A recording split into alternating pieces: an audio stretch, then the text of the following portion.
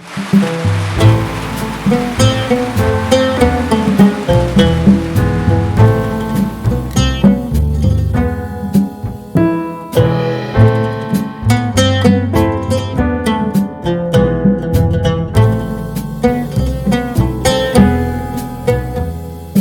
دریا جہاں میں مچھلیاں پکڑ رہا تھا 40 میل طویل تھا اور خوبصورت وادی سے گزرتا تھا جہاں جنگل میں ہر قسم کے جانور اور پرندے پائے جاتے تھے۔ ایک بار میں نے ارادہ کیا کہ پورے دن میں دکھائی دینے والے پرندوں اور جانوروں کی انواع کی نمبر شماری کروں۔ دن کے اختتام پر میں نے سام بھر چیتل، کاکڑ، گڑھل، سور، لنگور اور سرخ بندر جانوروں کی فہرست میں، جبکہ پرندوں کی کل 75 اقسام شمار کی۔ اس کے علاوہ میں نے 5 اود بلاؤ کی ایک غول کے علاوہ کئی چھوٹے مگرمچھ اور ایک اژدہا بھی دیکھا۔ یہ اژدہا ایک ساکن تالاب کے پانی میں لیٹا ہوا تھا اور اس کے سر کا اوپری حصہ اور آنکھیں پانی سے باہر تھیں۔ میں نے اس طرح لیٹے ہوئے اژدہے کی تصویر کھینچنے کی خواہش جانے کب سے دل میں پال رکھی تھی، تاہم اس کے لیے مجھے تالاب کے اوپر والے دریا کو عبور کر کے مخالف سمت کی پہاڑی چڑھنا تھا۔ تاہم بدقسمتی سے اژدہا مجھے دیکھ چکا تھا اور جو ہی میں واپس مڑا، اژدہا فوراً ہی تالاب کے کنارے پہ موجود پتھروں میں اپنی رہائش کو چل پڑا۔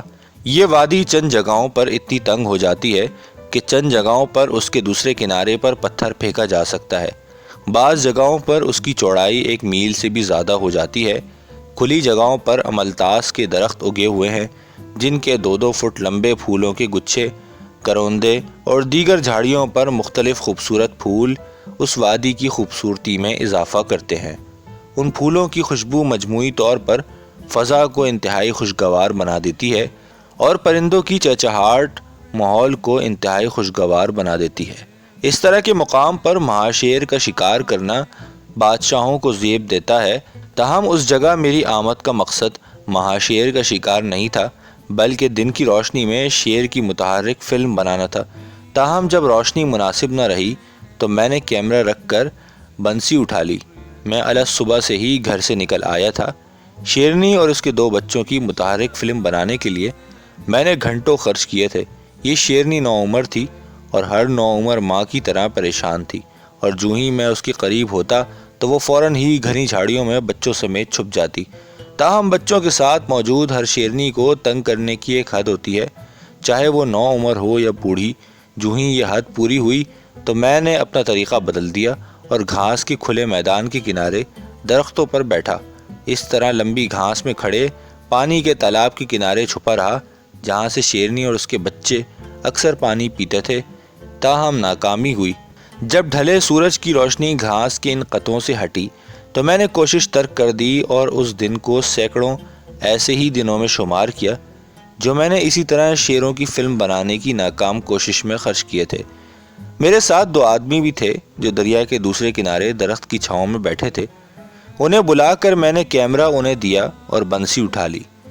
انہیں میں نے ہدایت کی کہ جنگل میں پگڈنڈی کے راستے وہ کیمپ کو لوٹ جائیں۔ میرا ارادہ تھا کہ دریا پر جا کر رات کے کھانے کے لیے مچھلی پکڑوں۔ حالیہ برسوں میں مچھلی کے شکار میں استعمال ہونے والی بنسیوں میں تبدیلی آئی ہے، اور یہ تبدیلی اتنی ہی بڑی ہے جیسے کہ خواتین کے لباسوں میں آنے والی تبدیلی۔ کون جانے کہ وہ 18 فٹ لمبی بنسیاں جن کو ٹوٹنے سے بچانے کے لیے مختلف چیزیں لگائی جاتی تھیں، جنہیں استعمال کرنے کے لیے طاقتور پٹھوں کی ضرورت پڑتی تھی، اور ان کی جگہ اب ایک ہاتھ سے استعمال ہونے والی ہلکی بنسیاں آ چکی ہیں۔ میرے پاس 11 فٹ طویل ٹورنامنٹ ٹراؤٹ والی بنسیاں تھیں۔ ریل میں 50 گز طویل کاسٹنگ لائن اور 200 گز طویل ریشمی ڈوری تھی۔ اس کے سرے پر 1 انچ جتنی گھر پر بنائی ہوئی اسپون تھی۔ جب شکار کھیلنے کے لیے بہت ساری جگہ موجود ہو تو بندہ خود بخود پریشان ہو جاتا ہے۔ کسی تالاب کو جانے والا راستہ دشوار لگتا ہے اور کسی جگہ ڈوری کی پھنس جانے کا اندیشہ ستانے لگتا ہے۔ اس بار بھی میں نے نصف میل چلنے کے بعد اپنی مرضی کی جگہ دیکھی۔ یہاں شفاف پانی پتھروں سے ہوتا ہوا 80 گز تک سیدھا چلا گیا تھا اور پھر سیدھا 200 گز لمبے اور 80 گز چوڑے تالاب میں جا گرتا ہے۔ اس جگہ میں نے رات کے کھانے کے لیے مچھلی پکڑنے کا ارادہ کیا۔ پانی کے بالکل قریب کھڑے ہو کر میں نے چارہ پھینکا اور ابھی میں نے چند گز ہی ڈوری ڈالی کہ بہاؤ کے ساتھ کانٹا دور چلا جائے کہ کنارے کے پاس جہاں میں کھڑا تھا اچانک ایک مچھلی نے چارہ اور کانٹا نگل لیا۔ خوش قسمتی سے بقیہ ڈور ریل سے آسانی سے نکلتی گئی۔ مچھلی کانٹے کے ساتھ بہاؤ کی سمت بھاگی اور ریل سے ڈوری نکلنے کی مسحور کن آواز آتی رہی۔ 50 گز کاسٹ لائن کے بعد 100 گز جتنی ڈوری بھی جا چکی تھی، اگرچہ ان کے جانے سے میرے بائیں ہاتھ کی انگلیاں جل رہی تھیں۔ جتنی تیزی سے ڈور شروع ہوئی تھی اتنی ہی تیزی سے اچانک ڈور ڈھیلی پڑ گئی۔ ایسے مواقع پر اکثر منفی خیالات ذہن میں آتے ہیں، تاہم میں نے ان منفی خیالات کو ذہن سے جھٹک دیا۔ کانٹا مچھلی کے منہ میں اچھی طرح گڑ چکا تھا۔ کاسٹ پائلٹ گٹ کمپنی کی بنی ہوئی ڈوری سے میں نے خود احتیاط سے بنا کر آزمائی تھی۔ آخری سوچ یہی تھی کہ پچھلے شکاروں کے دوران رنگ کے پتھروں پر لگنے سے اس میں خراشیں آتی رہی تھیں، جن کی وجہ سے اب یہ ٹوٹ گیا تھا۔ 70 گز جتنی ڈوری واپس ریل میں آ چکی تھی کہ اچانک ہی ڈوری بائیں جانب مڑتی دکھائی دی۔ اگلے ہی لمحے ڈوری بہاؤ کے مخالف سمت گھوم آئی۔ ظاہر ہے کہ مچھلی اب بھی کانٹے میں ہی پھنسی ہوئی تھی اور اب اس کا رخ تیز بہاؤ والے پانی کی طرف تھا۔ میں نے بار بار ڈوری کو بہاؤ کی اور اس کی مختلف سمت کھینچا، تاہم ڈوری اسی جگہ ہی رکی رہی۔ وقت گزرتا گیا اور میں نے سوچنے پر مجبور ہو گیا کہ شاید کسی وجہ سے کانٹا مچھلی کے منہ سے نکل کر پتھر یا کسی اور چیز میں اٹک گیا ہے۔ ابھی میں نا امید ہونے ہی والا تھا کہ اچانک ہی ڈوری پہلے ڈھیلی پڑی اور پھر دوبارہ سے تن گئی۔ اگلے ہی لمحے مچھلی بہاؤ کے ساتھ انتہائی تیزی سے چل پڑی۔ بظاہر اس کا ارادہ یہی تھا کہ وہ دریا سے نکل کر نیچے موجود تالاب میں جا کر داخل ہو۔ ایک ہی دوڑ میں وہ تالاب کے آخری سرے تک پہنچ گئی۔ یہاں پانی ساکن ہو کر اتھلا ہو گیا تھا۔ یہاں چند لمحے رک کر اس نے دوبارہ تالاب کا رخ کیا۔ تھوڑی ہی دیر بعد میں نے پہلی بار اسے پانی کی سطح سے تھوڑا سا اوپر نکلتے دیکھا۔ چونکہ ڈور بالکل سیدھی اسی سمت تھی جہاں مچھلی نے پانی سے سر باہر نکالا تھا، تاہم یہ یقین کرنا دشوار ہو رہا تھا کہ یہ اتنی بڑی مچھلی کہ جس کا ایک پر پانی کی سطح سے 5 انچ جتنا نکلا ہوا ہے، مجھ سے 1 یا 2 گز کے فاصلے سے کانٹا نگل سکتی ہے۔ تالاب کی گہرائی میں واپس پہنچنے کے بعد میں نے اسے انچ انچ کر کے اوپر کھینچنا شروع کیا۔ بڑی مچھلی کو ٹراؤٹ والی بنسی سے ایک ہاتھ کی مدد سے خشکی پر لانا کوئی آسان کام نہیں۔ 4 بار میں اسے گھسیٹ کر کنارے پر اتنے دور لایا کہ اس کا اوپری حصہ پانی سے باہر تھا، اور ہر بار میری آمد سے خبردار ہو کر وہ دوبارہ تالاب کا رخ کرتی اور ہر بار اسے دوبارہ سے میں اتنی ہی محنت کر کے گھسیٹ لاتا۔ 5ویں بار میں نے بنسی کو ہاتھ میں اس طرح پکڑا کہ ڈوری راستے میں نہ آئے، اور پھر میں نے پہلے ایک پھر دوسرا ہاتھ اس کے گلپھڑوں میں ڈالنے کے بعد اسے آسانی سے پانی سے باہر نکال لیا۔ ایک مچھلی پکڑنے کی نیت سے میں نکلا تھا اور ایک ہی مچھلی میں نے پکڑی تھی، تاہم اس مچھلی کو آج رات کے کھانے میں استعمال کرنا ممکن نہیں تھا، کیونکہ یہاں سے کیمپ تک تقریباً 3.5 میل کا دشوار گزار راستہ تھا، جہاں کا آدھا حصہ ہر حال میں مجھے تاریکی میں ہی طے کرنا تھا۔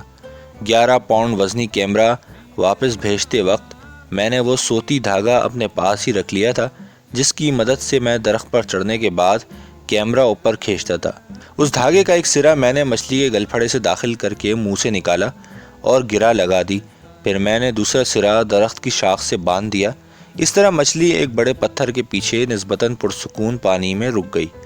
مجھے اود بلاؤ سے خطرہ تھا، اس لیے میں نے اپنے رومال سے جھنڈی سے بنائی اور مچھلی سے کچھ نیچے اسے گاڑ دیا۔ اگلی صبح سورج ابھی پہاڑوں سے بلند ہو ہی رہا تھا کہ میں نے مچھلی کو وہیں پایا جہاں چھوڑ کر گیا تھا۔ سوتی دھاگے کو شاخ سے کھولنے کے بعد میں نے اپنے ہاتھ میں لپیٹ لیا اور نیچے اترا۔ میری آمد سے ڈر کر یا پھر ڈوری میں ارتعاش محسوس کر کے مچھلی اچانک تڑپی اور دریا کے بہاؤ کی مخالف سمت کا رخ کیا۔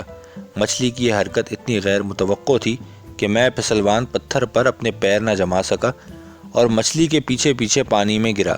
ان پہاڑی دریاؤں میں میں اپنے قد سے زیادہ گہرے پانی میں جانے سے گریز کرتا ہوں، کیونکہ مجھے کسی بھوکے اژدہے کے ہاتھوں مرنا قبول نہیں۔ خوش قسمتی سے وہاں کوئی انسان قریب موجود نہ تھا، ورنہ جتنی عجلت میں پانی سے باہر نکلا، اگر کوئی دیکھ لیتا تو ہنستے ہنستے بے حال ہو جاتا۔ جو ہی میں دریا کے دوسرے کنارے پر نکلا تو مچھلی میرے ہاتھ سے بندھی ہوئی تھی اور اسی وقت میرے ساتھی آن پہنچے۔ انہیں مچھلی پکڑا کر میں نے ہدایت کی کہ اسے کیمپ لے جائیں اور خود کپڑے بدلنے اور کیمرہ تیار کرنے ان سے پہلے چل پڑا۔ اس وقت میرے پاس مچھلی کو تولنے کا کوئی پیمانہ نہیں تھا، لیکن میرا اور میرے ساتھیوں کا اندازہ 50 پاؤنڈ تھا۔ مچھلی کے وزن کی اتنی اہمیت نہیں ہوتی کیونکہ انہیں کوئی یاد نہیں رکھتا، تاہم جس ماحول میں، جس گرد و نواح میں مچھلی کا شکار ہوا ہو ہمیشہ یاد رہتے ہیں۔ چمکدار نیلے پانی میں جس میں فرن موجود تھا اور جہاں پانی پتھروں سے بہتا ہوا ایک تالاب سے دوسرے کو جاتا ہے، جہاں ہر تالاب دوسرے سے زیادہ خوبصورت ہے، جہاں کنگ فشر مچھلی کی تلاش میں موتیوں جیسے پانی کے قطرے گراتا ہوا چہکتا ہوا اڑتا ہے، جہاں سامبھر دور سے بول رہے ہوں اور چیتل صاف آواز میں جنگل کو اس شیر کی آمد کی خبر دے رہے ہوں کہ جس نے چند منٹ قبل دریا عبور کیا تھا اور اب خوراک کی تلاش میں نکلا ہے، یہ باتیں کبھی نہیں بھول سکتی اور ہمیشہ ذہن میں تازہ رہیں گی۔